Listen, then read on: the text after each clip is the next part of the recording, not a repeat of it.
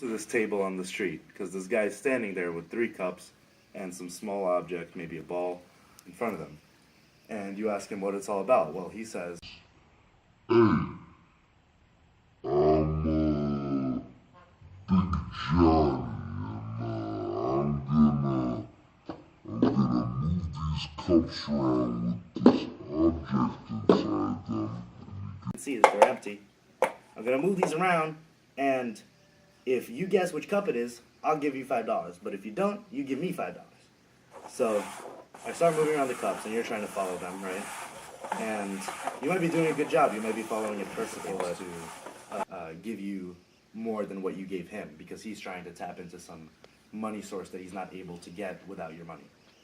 So, say you have a black money scam in which you dip the money into a solution because you say you're avoiding customs, so you don't have to declare it, and the person says you can put the solution on this black stained dollar bill, and it'll turn into a regular dollar bill, and it's the only way to get it back to normal. So they perform some sleight of hand when they're demonstrating it to you, and they actually whip out a real dollar, and you go, wow, it actually works, and he has a whole trunk load of these fake bills, or painted bills, and you keep paying for that solution because he doesn't have any money to pay for it, and he promises you that he'll give you $100,000 or something, and you go you get amazed by the amount, and you end up getting nothing. So this is the same thing in almost any other scam. You can have a 419 scam in which someone says, I'm a Nigerian prince, this is the Nigerian prince scam, and I have all this money in some bank, some foreign bank, and I need $10,000 to get it out. So you give them $10,000 and they just make off with your cash. Or there can be phishing sites, and they can be disguised as Citibank, because you click on the link, it says Citibank, it's some email that they sent you, and the C in Citibank is actually in the Cyrillic alphabet instead of the Arabic alphabet or English alphabet. And these. You know what you should do? There are other kinds of scams. For example, rental scams, where you'll go on Craigslist, you want to rent a house in a town that you're moving to, and the person will say, here, look, this is so cheap, maybe $1,200 a month to live in New York City in some good area. You'll say that that's almost impossible, and you'll be so amazed that you'll jump upon the opportunity. And the scammer will say, oh, you need to send a deposit, and you'll deposit, say, maybe $2,000, and you arrive, and the house doesn't even exist, or maybe it's an apartment that someone's living in already. So your money's gone.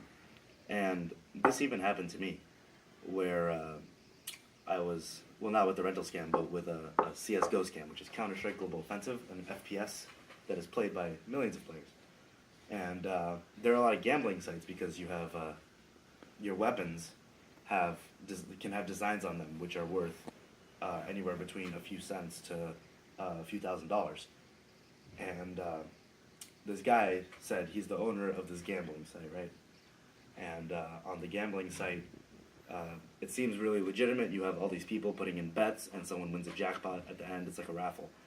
And he said, if I put in $20, he can select me to win the whole jackpot. And he showed it to me. I was looking, and he was selecting the person I chose from all the people that were shown as depositing money. And every time, no matter what the percentage was, the one I chose came up. So after I send my money to the website, I realized that it wasn't coming up in the list. And I realized that he also unfriended me on Steam, which is the platform that the game runs on, and he just made off with my $20. And I also realized that that whole website was just built to look like a gambling website, but it wasn't actually real. So this just goes to show how easy it is to get caught. And luckily I only lost $20, but 4 million people get scammed every year. And plenty of those are by email and through websites with fake addresses or whatever. By phone, they can call you saying that they're a Microsoft representative and you have a problem with your computer. And it usually gets old people and stuff. So just be careful and don't think you're immune.